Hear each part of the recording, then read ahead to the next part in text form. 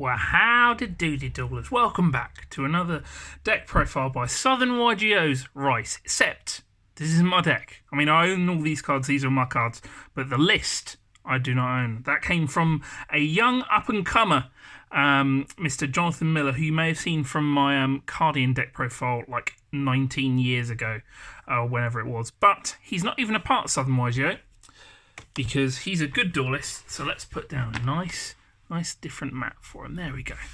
Now we're back in the Christmas spirit. So, I will be going over his list because for some reason across YouTube and everything, I'm the only one that has his list. Top 64 at Nats, UK Nats. I will go over the list.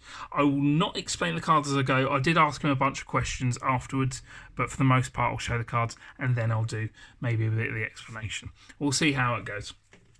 So, start off fairly standard. We have 3 Cyber Dragon, 3 Nashta, 3 Core, 2 Hertz, and 1 Veer. He does explain this afterwards. Then, a little bit less standard now, 3 Galaxy Soldier or Galaxy Slodger. He does explain this. Then 1 Jurakizu, which I think is fairly standard nowadays, has been for a little while. Hand traps, we have 9. We have 3 Veiler, 3 Ash, and then 3 Gamma with the 1 Driver. Because you're a good duelist and you don't draw driver like John. He knows what he's doing. Spells, the more cyber-related spells, we have 3 Emergency, 3 Machine Dupe, 2 Cyber Repair Plant, 1 Rev System, and 1 Cyberload Fusion for the more Cyber Dragon-related spells. Next up, we have 3 Caught by the Grave, 1 1-for-1, 1 Foolish Burial, 1 Monster Reborn, and then 3 Infinite Impermanence. I lied before, there are more hand traps. There are 12 total. It's a 45 card deck because when you're a good duelist like John is, then you get to draw what you want when you need it. So, next up, extra deck. We have 2 Cyber Dragon Infinities, which go over there, and then 2 Cyber Dragon Novas, which go over there. Fairly standard. Then 1 Bouncy Castle. He did say this came up, that's kind of a flex spot.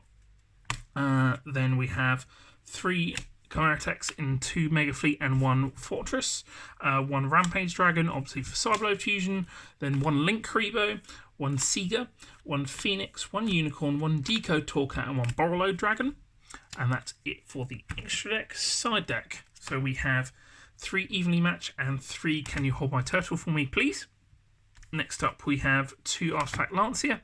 He did say that he would like to have had a 3rd Lancia over the 3rd Gamma Seal, but he didn't have access to it at the time. You know how it is, even if it is a common card, at Nationals it's in demand, so it can be difficult to get hold of. 3 Twin Twisters, 3 Solemn Strike, and then the Sided Overflow, which once again he did explain. So let's get all the cards back on screen briefly and sort of vaguely line them up. And we can go through some of the comments that John had about the deck. So, I asked him how were the hand traps that he played, specifically Gamma, as I know Gamma can be a bit iffy. He said that the hand trap lineup was fantastic. Gamma did particularly well. The only time it really was bad is when it conflicted with Infinite Impermanence, but that was a misplay, so be that what it may. I then asked him about 3 Galaxy Soldier, because I know a lot of people have been cutting down on Galaxy Soldier. He said that he was specifically scared of the Thunder Dragon matchup, so he wanted to have the 3rd Galaxy Soldier just because there are situations where you just need another body on board or another level 5, and this can get you through to an out for that Colossus. So that was the reason for the 3 Galaxy Soldiers as opposed to 2. I then asked him about the Chimera Techs. So I know that a lot of other players, like US players, have been playing a lot more. He said that he never needed any more than these. If you were ever making 2 of these, then you were usually winning the game from there.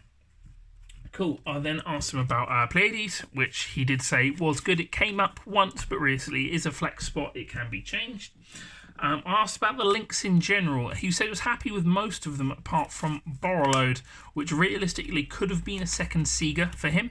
Apparently this did come up because realistically this was put in to take out problem monsters like, for instance, a Thunder Dragon Colossus that's not in the extra monster zone.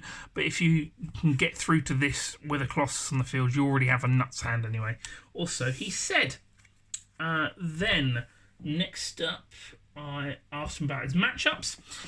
He said that the most difficult one was probably Danger Thunder, since not only are the boards like impossible for Cyber Dragon to get through, but he has no idea how to play that matchup, which is fair enough if you haven't played a lot against it. But the typical things of, for instance, like Salamangreat or Orcust or even Sky Striker, although he didn't face a Sky Striker this event, should be really easily dealt with. He did face against one True Draco, which should have been an issue, but apparently the guy was a Mong and therefore had no idea what he was doing.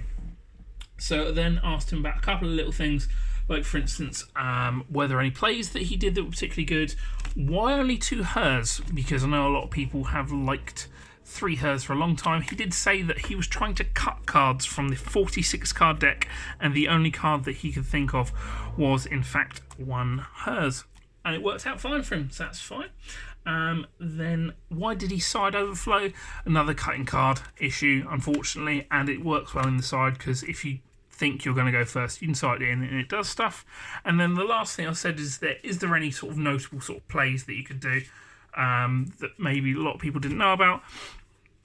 He said that with a Cyber Dragon Core in particular, you can do such things as, like, if you set it, then it still counts as a Cyber Dragon on the field, so you can then Chimera Tech it away, which is a pretty good play, because obviously Core does have a mandatory activate effect on its normal summon. I then asked for any sort of shout-outs / fuck yous that he would like to do. To anyone he would like to thank Charlie and Adam for getting him through the weekend. What such good friends they are.